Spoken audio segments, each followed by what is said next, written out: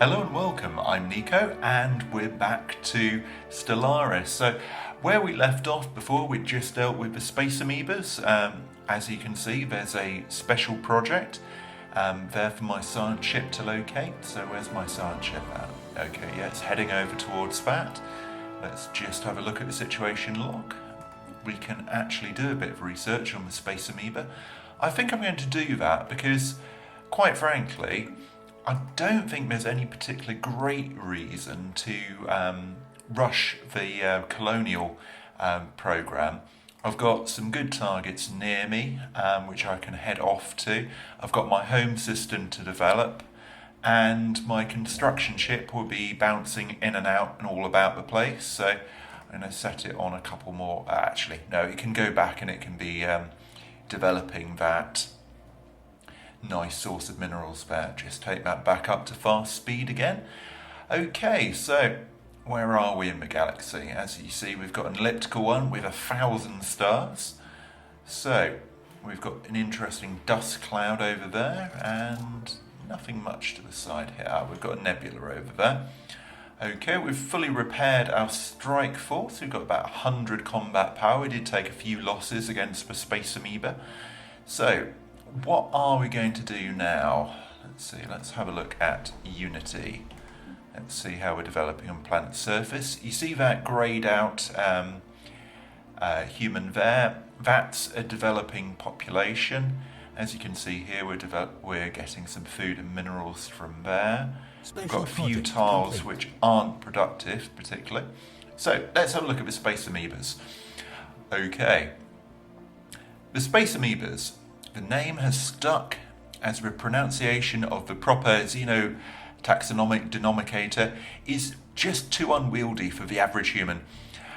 Are solitary animals when left to their own devices, but the youngest specimens are accompanied by quasi-independent flagella, organisms spawned by the amoeba and programmed through liquid RNA-laced secretions to do the bidding of their host. These flagella are capable of manipulating and even attacking objects in an impressive yet restricted range around the host, periodically returning to lodge inside the host amoeba's body for reprogramming.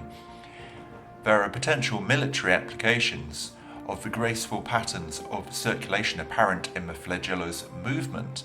Okay, so what we've got from that is we've got a modifier, a ongoing modifier, 5% to evasion. So that's quite handy for the long term. Construction complete.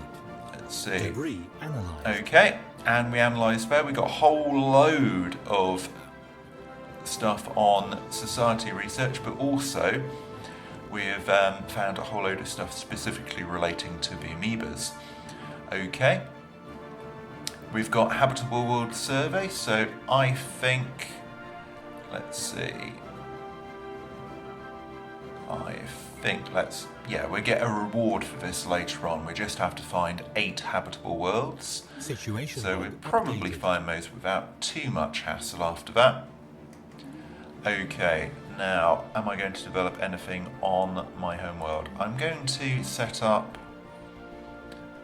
let's see, I'm going to have to wait a little bit for that. Okay, debris analysed, yes, that's nice. Okay, and we're just waiting here. We've got our construction ship. Our science ship is now idle. Have we finished surveying it? No, so we're going to finish that off. If you hover over it, you can actually see the various different targets which you can focus on. Okay, so construction of the mining base. The first one was complete. I queued them up. If you click on a system, right click on it, you can then select them and do them all at once, or you can zoom into the system and do them one by one. In the early game it might be better to do them one by one. Okay, so that's quietly surveying. Next target will be, I nearly called it Edam. Actually, that might be worth renaming. Okay, so we've got a few targets. We've got some longer term colonisation goals, a short one there. And our leader is gaining rank, because if we go in and have a look at our researchers here, as you can see, these all have 1 skill point, but through doing surveys and also that analysis of the space amoeba has pushed our scientist up to rank 2, which would be useful for anomalies. And what have we got here in our system? Okay, so alien menace. Now, if you're playing a xenophobic race, these will all be described as menaces, whereas you get various different flavor texts for different social ideologies. Okay, now what can we do here? I think we're going to merge these fleets, give ourselves a bit more of a chance. And yeah, I think we can go after these guys, which will probably give us something to research, which would be handy. System survey complete. Yeah, and they're fleeing. Okay, that's fine.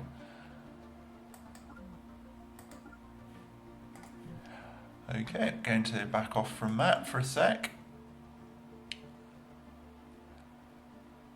Okay, they're in orbit around there. Okay, our science ship has finally finished surveying that system, so we can jump to the next one. Okay, now I'm going to do my queuing up trick again with my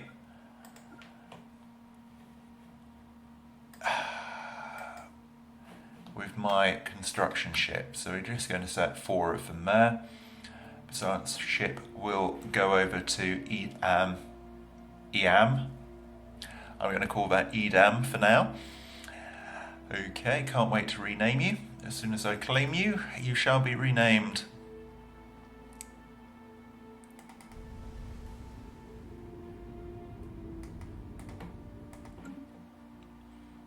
Okay, so that will head off. It will take a little while to survey that system.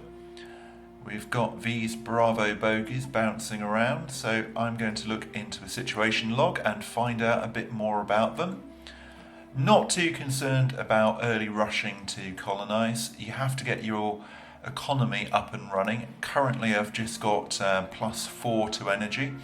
I'm beginning to get some good mineral growth going, so that's nice.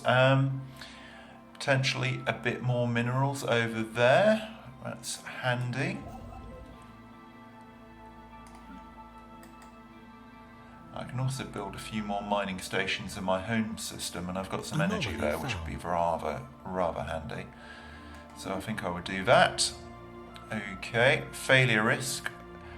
Okay, so I'm going to hold off on that particular anomaly because it's got far too high a failure rate. So what I shall do is wait for it to finish surveying. And yeah, her skill and experience should come up after a system or two, and I can go back and do that. Okay, I'm going to go back to my planet Unity, and I will construct, let's see,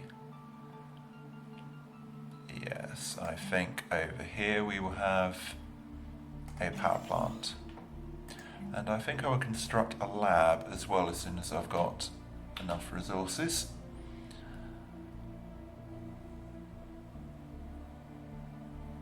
Right. Special project complete. Okay, so something more to look at, some more flavour text. Spaceborne life forms, which the human head of society research has come to refer to as the Tyranarchy, because he rather likes multi-syllable words which are difficult to pronounce and makes politicians look foolish at board meetings, are docile creatures capable of accessing some lower dimension of subspace. They roam from system to system with remarkable ease. They graze on gases common to the upper layers of many gas giants. It's highly unlikely, to say the least, that this is their only food source, but intake of other nutrients has not yet been observed. They will rarely, if ever, attack. Even when provoked, they can safely be ignored. Okay, so some interesting, gigantic, gas-breathing megafauna, cow, whale things. Okay, can safely be ignored or used for target practice. Given our rather belligerent empire, I might have called them feminazis, but quite frankly, they are just plain vanilla Nazis. Okay, I would have to mod it to ensure that there aren't any male pictures if I want to make it properly feminazi. Indeed, it is a bit of a slippery concept what exactly one is. Okay, I understand a few people will no doubt add to the comments and tell me exactly what one is. Okay, so it looks like the survey of that system is coming along. So, we are going to survey one more system. That's still building that up. Right. It would be very handy if we could get hold of a little bit more information on... Yes, it would be very, very good to get some more energy credits coming through, because it takes 8 credits per month to safely colonise the system. That looks rather nice, since we've got another colonisation target there, which will be very handy. Okay, quite a few things for them to research, which should mean that they would tick up to rank 3, which means I can go back and do that anomaly. Okay, inactive buildings. Okay, let's have a look. Let's move there, because we've got, yes. So as soon as we hit about, once we got up to that safe margin of 8, that means we won't go into a negative balance. Let's transport them there, so we start to get some more. And let's see, yeah, basic science lab, that'd be handy. Actually, they can sit there, because by the time it's done, they should be ready to go. Now, with these guys, I'm going to... I don't quite have enough minerals yet. Okay, so what we are going to do here is... Let's see. Just review how much it would cost to... Okay. I'm not quite sure why it's not letting me do that. Normally speaking, it would give me a little rundown of how many resources it would take. Okay. How very odd. Normally speaking, if you right click on the planet, it should bring up exactly how many... Yes, it should have come up with some resources there, so maybe I'll just move it there and do them within the system one by one. Okay, slightly suspect, slightly strange, not quite sure what that was about. Okay, how are we doing on timing? Okay, so it still looks like we've got a few things running around there, maybe some of the mining drones from later. Okay, so we're going to probably call it a day very shortly. We haven't really done all that much, so I might let it run on another 5 minutes just to see what we can do. Okay, yeah, that's ticking along. And here we are. Let's see. Is that going to behave? Yes, now it's going to behave normally. Not quite sure why it was doing that. I haven't noticed any major bugs, I have to admit, with this game. It's never crashed, but once in a while you get the occasional bit where you highlight a system and a command you should be able to issue, you can't issue, and it seems to resolve itself another tick later. Okay, so let's have a look at this anomaly. Okay, anomaly rank 1, so very low failure risk. Okay, that looks rather nice. Okay, yeah, that looks good. Well, not for whoever was near the impact site. Let's hope it's not like that, what was it, the Leviathan of Dis from Mass Effect 3, or rather the thing which did for it, the gigantic score in a whole planet where a mass round had like ripped a colossal canyon in the side of a planet. Pretty sure the physics is wrong with that, but it's still an awesome idea that a ricochet off a planet still killed something. Or maybe it was a through and through, I'm not sure. Okay, so we've got some things knocking around, some Leviathans knocking around. Okay, so, right. A large mineral-rich asteroid collided with Sturdanvar at some point during the previous 1,000 years in what must have been a colossal impact event. An abundance of minerals can now be found on the moon in the vicinity of a large impact crater. Fantastic. Right, that's rather like our own world. There are several places on Earth where, in actual fact, if you look at a lot of the nickel deposits which are available, because much of the nickel on Earth actually sank to the Earth's core. So the nickel you can find on the surface is generally leftover remains of a large impact crater. Some of them extremely large, but the remaining nickel very, very useful. And indeed, the Inuits got almost all of their iron from one large meteorite which they could mine. So they literally had meteoric iron harpoons to kill whales with, which is quite awesome. Right, okay, so we've got our ion thruster, so we can upgrade our ships a little bit. Now, what do I want here? Now, I'd quite like a defence platform, or powered exoskeletons. Both of them have coolness factor, but I think I would go for the defence platform, because I'm not planning on invading anyone anytime soon. Have a look at the situation log. Okay, I've done 3 habitable worlds so far for it. Right, construction ship is ticking along there nicely. Building up a little reservoir. Okay, next research target really has to be the administrative AI, because early in the game, to have a 5% bonus, this gets added to all your scientists here. And these guys have all got skills, which helps them develop particular technologies. As you can see, he's getting 4% plus there, and then 2 here, 12 there. But going for an extra 5 across the board, vastly, vastly beneficial. Okay, I would like to go for that, but I really do have to go for that research. Okay, so they're researching the planets there, or rather surveying them. Okay, my construction ships are busily building my mining stations. So I should have the economy to start supporting some colonies, and I can expand quite rapidly after that. Right, there go after that fairly simple anomaly there, which would be handy. So that will be interesting.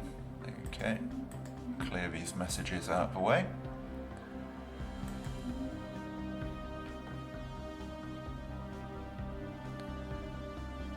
Right.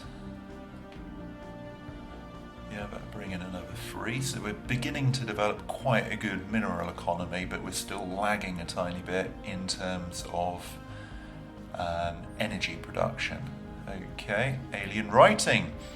Okay, yeah, this would be the last bit. I'll just read this text and then pause for the next episode. Okay, someone used a mining laser from orbit approximately 5,000 years ago to carve a large body of writing into the surface of Tinebab 4. The massive script covers a large portion of the planet's upper hemisphere and appears to be a short story chronicling the difficult life of an alien mercenary. So obviously someone's NaNoWriMo gone to ridiculous and absurd lengths.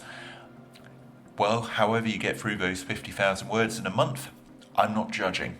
Okay, if I had a mining laser, I would totally write my short story on a moon, but that would probably really piss people off. Okay, fascinating. And I get some society research, which is lovely. Okay, so going to pause it there, and I hope you enjoyed the show. Please just wait for the next one to roll, or make sure you click on the playlist. I hope you enjoyed it. Please like and subscribe.